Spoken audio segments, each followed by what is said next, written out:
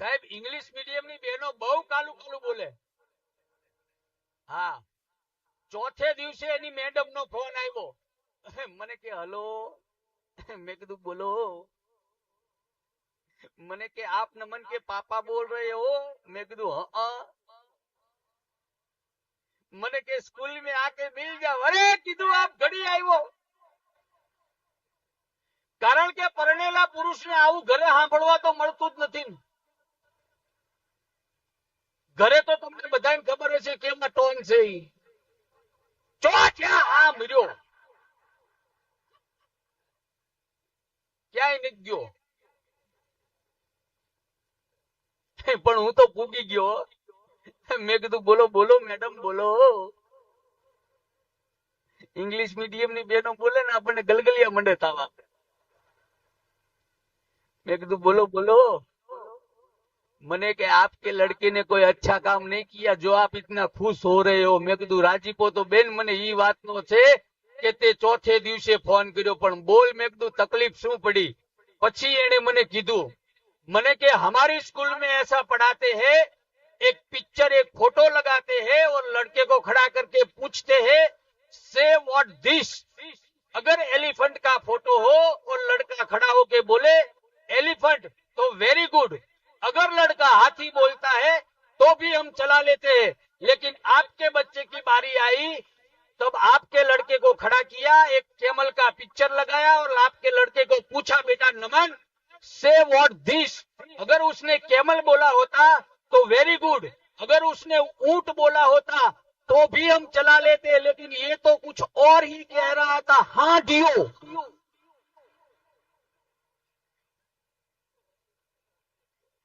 મને કે ये हाँ डियो क्या होता है. मैं कीधु हाँ डियो समझवा गुजरात में जन्म लेवो જોઈએ બેન. हाँ डियो એમ નમ નહીં સમજાય.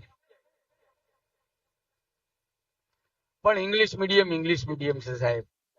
હા હા, કવિતાઓ એ इंग्लिश मीडियम ની બેનો પોયમ ભણાવતી હોય, કવિતાઓ ભણાવતી હોય. હા, इंग्लिश માં રેન રેન ગો અવે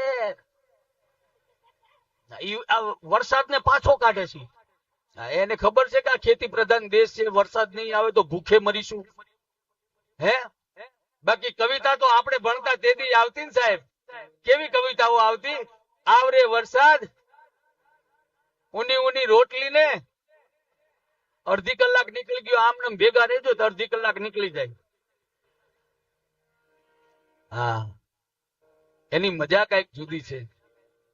તમને લોકોને બે હાથ જોડીને માતાઓ બહેનોને કરબત પ્રાર્થના કરું છું કે તમારા છોકરાઓને ગુજરાતી શીખવાડજો.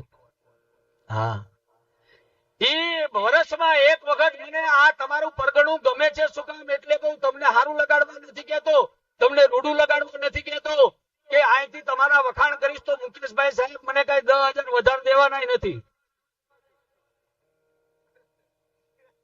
પણ મને તમારું પરગણું તમારા ગામડાઓ ગમે છે. શું કામ ખબર છે કે 12 મહિનાનો હિન્દુમાં મોટામાં મોટો જો કોઈ પર્વ હોય, 12 મહિનાનો મોટામાં મોટો જો કોઈ તહેવાર હોય તો એ દિવાળી છે.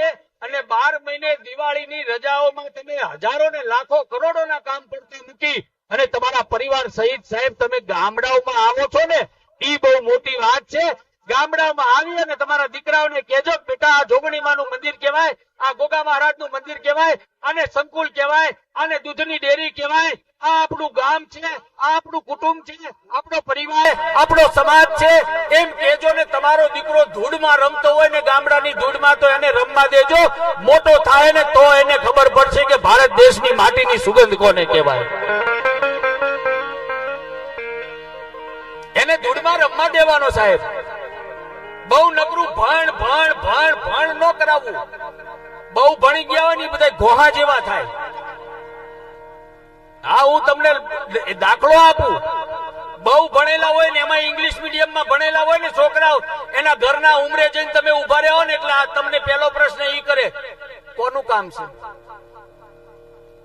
સાહેબ ઇંગ્લિશ મીડિયમમાં ભણાવજો પણ ગુજરાતી શીખવાડવાનું એટલા માટે કહું છું કે આંગણે કોઈક મહેમાન આવે ને તો પેલા એમ કે પધારો પધારો, આવો આવો મારો બાપ. જેનો આવકાર ને જેનો રોટલો મોટો હશે ને એનું કુટુંબ ને એનો પરિવાર મોટો હશે. આવો કે ને એટલું તો ગુજરાતી એને શીખવાડજો. હા, એની એની એની મજા છે. મારો એક મિત્ર 20 વર્ષ પછી અમેરિકાથી આવ્યો. મુકેશભાઈ જેવો એરપોર્ટ ની બહાર નીકળ્યો ને આમ કરીને આમ ચપટી લી હુંગીન મને કે 20 વર્ષ પહેલા ભાવલા ભારત દેશની માટીની જે સુગંધ હતી ઈ હવે નથી રહી. મેં કીધું ઈ પોદળો છે. તે મુદ્દો જ ખોટો ઉપાડ્યો છે. બાળ તો ખરા, અમુક મુદ્દા બહુ ખોટા ઉપડી જાય છે.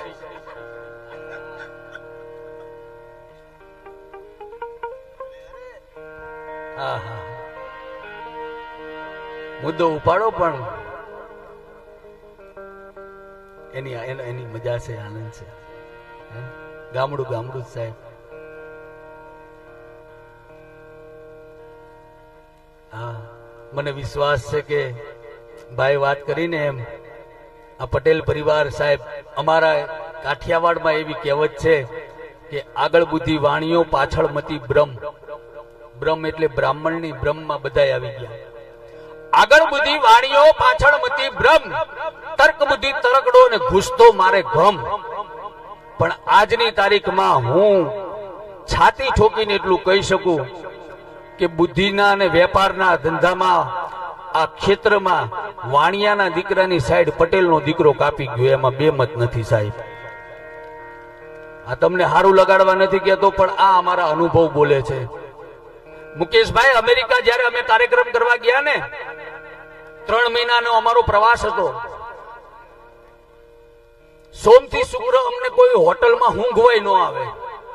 શનિ રવિ 2 દિન આ પ્રોગ્રામ હોય, કારણ કે શનિ રવિ એ લોકોને 2 દી રજા હોય, એમાં અમારા 2 દિવસ પ્રોગ્રામ રાખ્યા હોય. પછી સોમથી શુક્ર એકની એક રૂમમાં પડ્યા અમે કંટાળી. પછી રોજ બપોરે જમી અને એક નવો રોડ પકડી લઈ, કારણ કે અમેરિકામાં તો લગભગ બધું જોવા જેવું જ છે.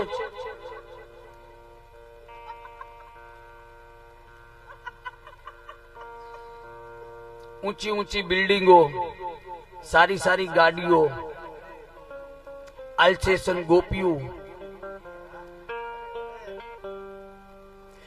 એમાં હું ભગીરથસિંહ, અમારા ચેતનભાઈ, અમે લોકો આમ નીકળ્યા અને એક દુકાનનું બોર્ડ વાંચી ગયા. સાંભળજો સાહેબ, આ હકીકત બનેલી વાત કરું તમને.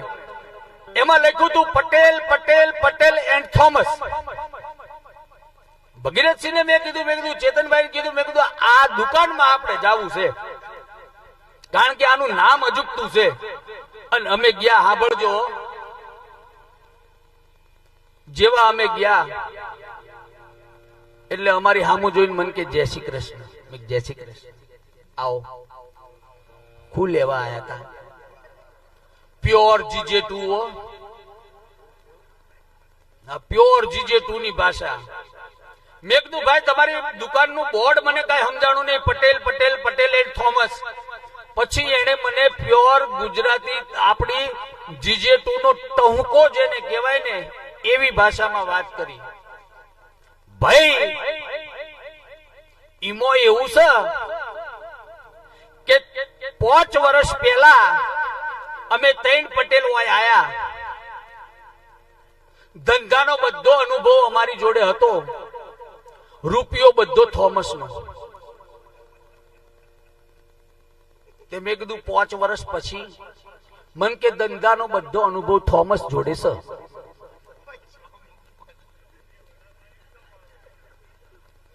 અને રૂપિયા બધા અમારી જોડે. તે મેં કીધું થોમસ ચોજો. મન કે આ પોતું કરે એ થોમસ. સાહેબ, એના દેશમાં જઈને એના ભુરિયાઓની દુકાનમાં જઈને એને પોતા કરાવે ની પટેલ સમાજ સિવાય કોઈ નો કરાવી શકે. હા, આનંદ છે. આનો ચાર્જ અલગ લાગશે.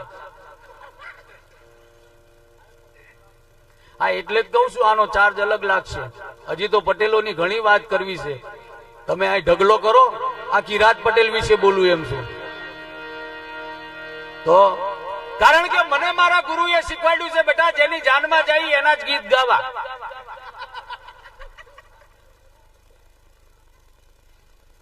આ ફોટા પાડવા વાળા ભાઈ કેમ ગયા? પાડો ને બાપા. ચિરાગભાઈ, તો અમારા ફોટા પાડો નજીકથી અને પાછા અમને મોકલજો, પણ અમારા ફોટા પાડજો. એટલે આનંદ છે, તમને આનંદ કરાવવો છે, લહેર કરાવી છે, મોજ કરાવી છે. પણ માં જોગણીના સાનિધ્યમાં બિરાજમાન થયા છીએ ત્યારે એક નાનકડી વાત, એક નાનકડો પ્રસંગ મારે અહીંથી કેવો છે કે માં કોને કહેવાય. માં છે સાહેબ.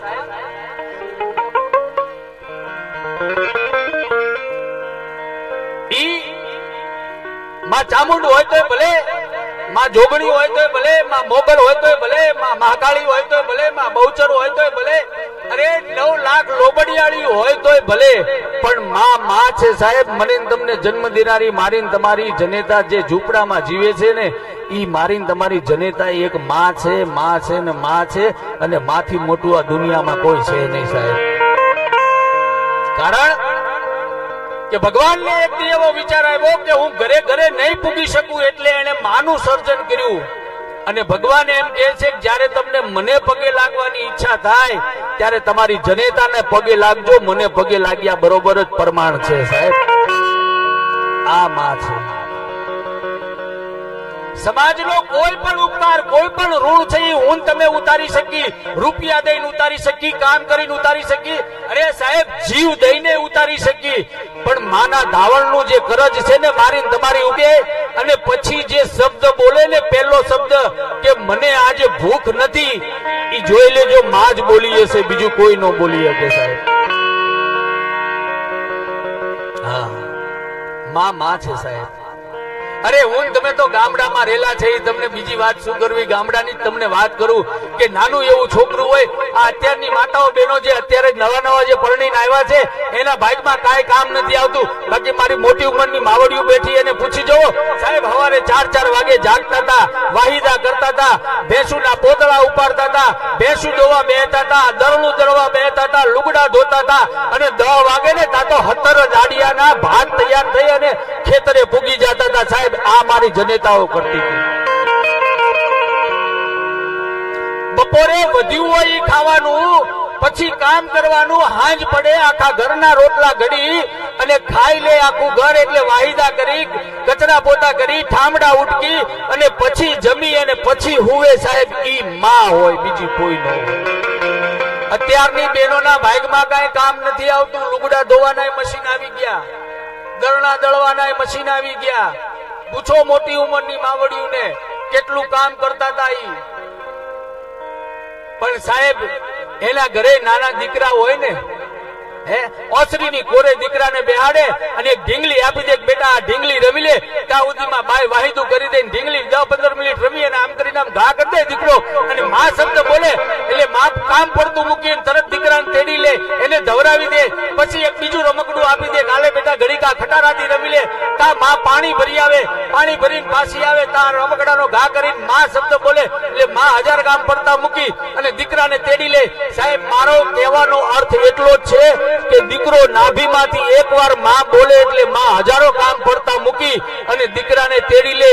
આ જાગતી જોગણી બેઠી છે સાહેબ, એકવાર નાભીમાંથી હું તમે માં શબ્દ તો બોલો, ઈ તો તૈયાર બેઠી તેડી લેવા હાટું થયું.